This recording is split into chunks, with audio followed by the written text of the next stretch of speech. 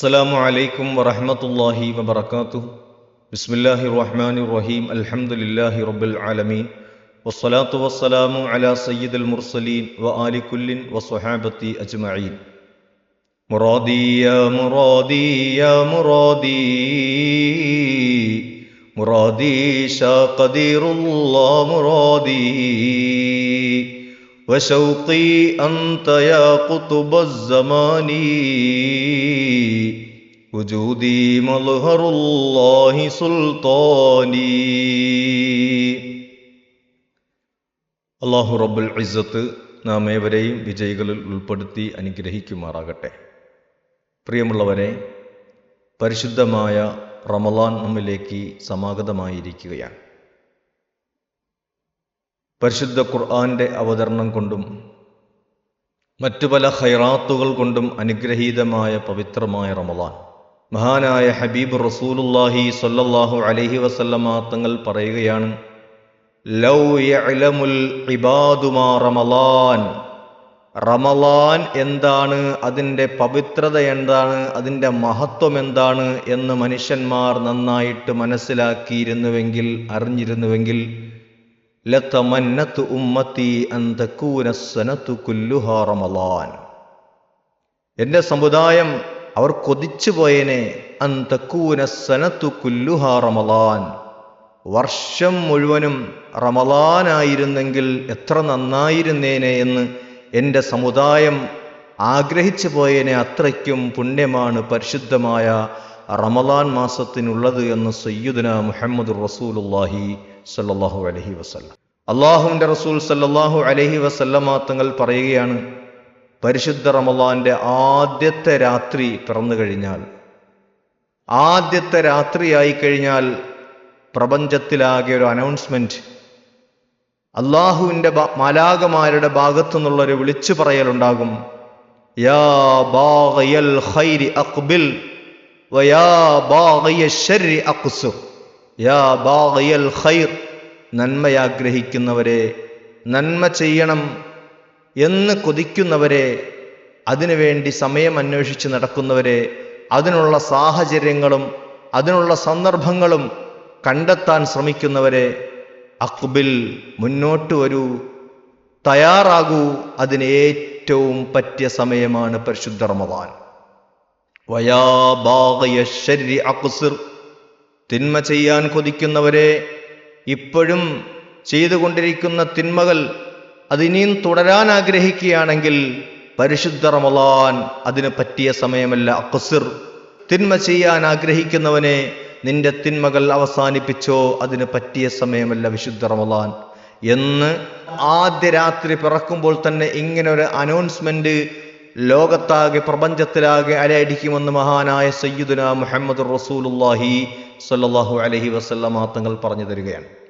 വിശുദ്ധ റമളാനായി കഴിഞ്ഞാൽ സ്വർഗത്തിന്റെ കവാടങ്ങൾ മുഴുവനും തുറക്കപ്പെടുന്നു, നരകത്തിന്റെ കവാടങ്ങൾ മുഴുവനും അടയ്ക്കപ്പെടുന്നു.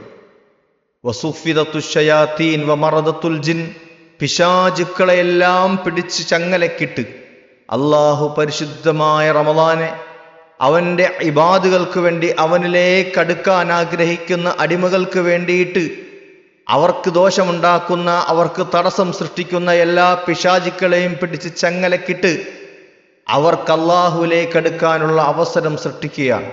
മഹാനായ ഹബീബ് റസൂലുള്ളാഹി സ്വല്ലല്ലാഹു അലൈഹി വസല്ലമ തങ്ങൾ ഇത്രയേറെ മഹത്വങ്ങൾ വിശുദ്ധ റമളാന് പല ഹദീസുകളിലായി വിവരിച്ചു തരുന്നുണ്ട്.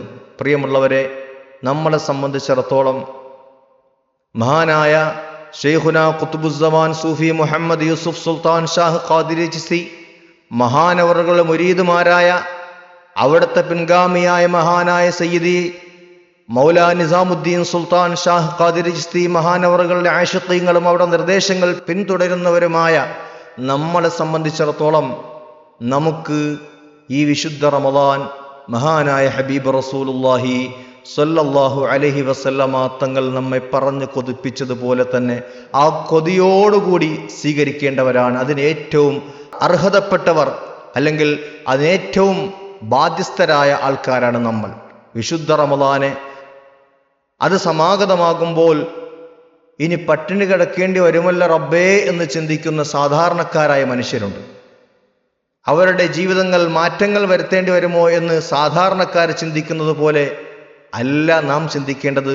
നേരെ മറിച്ച് മഹാനായ ഹബീബ് റസൂലുള്ളാഹി സ്വല്ലല്ലാഹു അലൈഹി വസല്ലമ തങ്ങളുടെ ഈ സന്തോഷ വാർത്തകളിൽ നിന്നും ഒരു മുഅ്മിനിന്റെ മനസ്സ് എത്രയും പെട്ടെന്ന് റമളാനായിരുന്നെങ്കിൽ ആ റമളാനിൽ ചെയ്യേണ്ട പുണ്യകർമ്മങ്ങൾ ചെയ്തുകൊണ്ട് എൻ്റെ റബ്ബിലേക്കണയാൻ എനിക്ക് അവസരം ലഭിച്ചെങ്കിലെന്ന് കൊതിയോടുകൂടി ആഗ്രഹിച്ചുകൊണ്ട് വിശുദ്ധ റമളാൻ ഏറ്റെടുക്കേണ്ടവരാണ് നാം ഓരോരുത്തരും. പരിശുദ്ധ റമളാനിൽ നാം എടുക്കുന്ന വ്രതാനുഷ്ഠാനത്തെക്കുറിച്ച് തന്നെ മഹാന്മാര് പറയാറുണ്ട്. ആ നോമ്പിന് 3 ദർജകളുണ്ട്. 1 സൗമുൽ അവാം, 2 സൗമുൽ ഖവാസ്, 3 സൗമു ഖവാസിൽ ഖവാസ്. സാധാരണക്കാരായ ആൾക്കാരുടെ നോമ്പ് 1ാമത്തെ ദർജ അതാണ്. എന്ന് പറഞ്ഞാൽ ഫിഖ്ഹിന്റെ മസ്അലകൾ നോക്കുമ്പോൾ എന്തെല്ലാം കാര്യങ്ങളാണ് നോമ്പ് മുറിയുന്നതായിട്ട് പറയുന്നത്, അത് മാത്രം ശ്രദ്ധിച്ചുകൊണ്ട് നോമ്പെടുക്കുന്ന വയറ്റിനും അതുപോലെ തന്നെ അവരുടെ ലൈംഗിക അവയവത്തിനും മാത്രം നോമ്പായിരിക്കും. ബാക്കി അവയവങ്ങൾക്കൊന്നും നോമ്പില്ല. തിന്നുക, കുടിക്കുക, അതുപോലെ ഭാര്യ ഭർത്താക്കന്മാർ തമ്മിലുള്ള ബന്ധപ്പെടൽ, ഇത് മാത്രം ഒഴിവാക്കിക്കൊണ്ട് നോമ്പ് പിടിക്കുന്ന ആളുകളുണ്ട്. അത് സാധാരണ മനുഷ്യന്മാരുടെ ഫിഖ്ഹിന്റെ മസ്അല മാത്രം നോക്കി ശരീഅത്തിൽ മാത്രം ഒതുങ്ങി നിന്നുകൊണ്ട് നോമ്പ് പിടിക്കുന്നവരെ കുറിച്ചാണ് സൗമുൽ അവാം എന്ന് പറയുന്നത്. അടുത്ത സൗമുൽ ഖവാസ്, 2ാമത്തെ ദർജ സൗമുൽ ഖവാസ്, പ്രത്യേകക്കാരുടെ നോമ്പാണ്.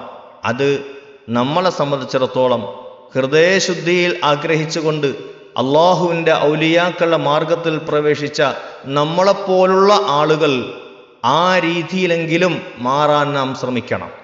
അടുത്ത 3ാമത് പറയുന്നത് സൗമു ഖവാസിൽ ഖവാസാണ്. അത് അള്ളാഹുവിൻ്റെ ഔലിയാക്കളുടെ ഉന്നത ശ്രേഷ്ഠരായ അമ്പിയാക്കളുടെയും ഔലിയാക്കളുടെയും മക്കാമാണ്. ഒരു നിമിഷം പോലും അള്ളാഹു എന്നുള്ള ചിന്ത മുറിഞ്ഞു പോകാതെയുള്ള നോമ്പ്.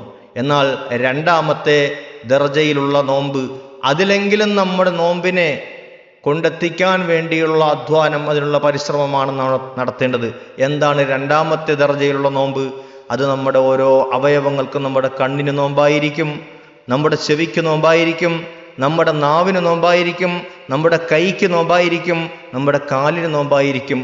അങ്ങനെ ഓരോ അവയവങ്ങളെയും തെറ്റുകളിൽ നിന്നും സൂക്ഷിച്ചുകൊണ്ടുള്ള കണിശമായ നിയന്ത്രണങ്ങൾ ഏർപ്പെടുത്തിക്കൊണ്ട് നാം ഇതുവരെ ഈ വിശുദ്ധ റമളാന് മുന്നേ വരെ എങ്ങനെയൊക്കെ ജീവിച്ചോ അതിൽ നിന്നെല്ലാം മാറിയിട്ട് നാം പട്ടിണി കിടക്കുന്നത് മാത്രമല്ല, അതിന് പുറമെ നമ്മുടെ എല്ലാ അവയവങ്ങളെയും നിയന്ത്രിച്ചുകൊണ്ട് വിശുദ്ധ ഖുർആനിൽ നോമ്പ് ഫർളാക്കിയിരിക്കുന്നത് തന്നെ ലഅല്ലക്കും തത്തഖൂൻ, നിങ്ങൾ തഖ്വയുള്ളവരാകുന്നതിന് വേണ്ടിയിട്ടാണ് എന്ന് പറയുന്നുണ്ടല്ലോ.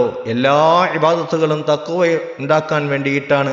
അപ്പോൾ ഈ നോമ്പ് എന്ന് പറയുന്നത് മനുഷ്യൻ്റെ വികാര വിചാരങ്ങളെ ഒതുക്കാൻ ഏറ്റവും പറ്റിയ പട്ടിണിക്കിടുക എന്ന മാർഗത്തിലൂടെ മുന്നോട്ട് പോകുന്നതായതുകൊണ്ട് തന്നെ ഈ തഖ്വ ഉണ്ടാക്കാൻ ഏറ്റവും സഹായിക്കുന്നൊരമലാണ് പരിശുദ്ധ റമളാൻ മാസത്തിലെ വിശുദ്ധമായ നോമ്പ്. ഈ നോമ്പിലൂടെ കൂടുതൽ നമ്മുടെ ശരീരത്തെ മെരുക്കിയെടുക്കാൻ, അഥവാ നമ്മുടെ മശായിഖുമാർ നമ്മുടെ തർബീയത്തിനും തസ്കിയത്തിനും വേണ്ടിയിട്ട് നമ്മോട് നിർദ്ദേശിക്കുന്ന പ്രധാനപ്പെട്ട ഒരു കാര്യമാണ് നമ്മുടെ ഭക്ഷണത്തിൽ കുറവ് വരുത്തലും നമ്മുടെ കൂട്ടുകെട്ടുകളോ അതുമായി ബന്ധപ്പെട്ട കാര്യങ്ങളിലുമൊക്കെ നിയന്ത്രണം ഏർപ്പെടുത്തുക എന്നത്. അതിന് ഏറ്റവും സഹായിക്കുന്ന ഒരു അമലാണ് വിശുദ്ധ റമളാൻ മാസത്തിലെ സൗം, വ്രതാനുഷ്ഠാനം എന്ന് പറയുന്നത്. പ്രിയമുള്ള സഹോദരന്മാരെ, നമ്മുടെ മനസ്സിനെ മെരുക്കാൻ സഹായിക്കുന്ന പരിശുദ്ധമായ റമളാനിലെ ഈ മഹത്തായ അമല്, അത് വേണ്ട രീതിയിൽ ഫലവത്താക്കിയെടുക്കണമെങ്കിൽ, അത് തഖ്വ ഉള്ളവർ ആയി മാറണമെങ്കിൽ അതിന് വിശുദ്ധമായ കലിമത്തു തഖ്വ, ലാ ഇലാഹ ഇല്ലല്ലാഹ് മുഹമ്മദ് റസൂലുള്ളാഹ് എന്ന വിശുദ്ധമായ വചനം ഹൃദയത്തിലേക്ക് ചേർത്ത് വെച്ച നമുക്കാണ് അതിന് ഏറ്റവും സാധ്യമാവുക. പക്ഷേ നാം നമ്മുടെ മഹാന്മാരായ മശായിഖുമാരുടെ നിർദ്ദേശപ്രകാരം നമ്മുടെ ഓരോ അവയവങ്ങളെയും നിയന്ത്രിക്കുകയും അതിന് കർശനമായ നിയന്ത്രണം ഏർപ്പെടുത്തിക്കൊണ്ട് അങ്ങനെയുള്ളൊരാഗ്രഹത്തോടെ റബ്ബിൻ്റെ ലിഖാഇനെ കൊതിച്ച് മുന്നേറുന്നൊരവസ്ഥയുണ്ടായാൽ മാത്രമേ ഈ പരിശുദ്ധ റമളാൻ അത് ആസ്വാദ്യകരമാക്കി മാറ്റാൻ സാധിക്കുകയുള്ളൂ. അല്ലാഹു റബ്ബുൽ ഇസ്സത്ത് അതിന് നമുക്ക് തൗഫീഖ് നൽകി അനുഗ്രഹിക്കുമാറാകട്ടെ. ഇൻഷാ അല്ലാഹ് പരിശുദ്ധമായ റമളാന്റെ ഫലമായി ഉണ്ടാകേണ്ട തഖ്വ അതിൻ്റെ വഴികൾ, അതിനെക്കുറിച്ചൊക്കെയാണ് നമുക്ക് സംസാരിക്കേണ്ടത്. ഇൻഷാ അല്ലാഹ് തുടർന്നുള്ള അവസരങ്ങൾ അതേക്കുറിച്ച് നമുക്ക് സംസാരിക്കാം എന്ന് അവസാനിപ്പിക്കുകയാണ്. അസ്സലാമു അലൈക്കും വറഹ്മത്തുള്ളാഹി വബറകാതുഹു.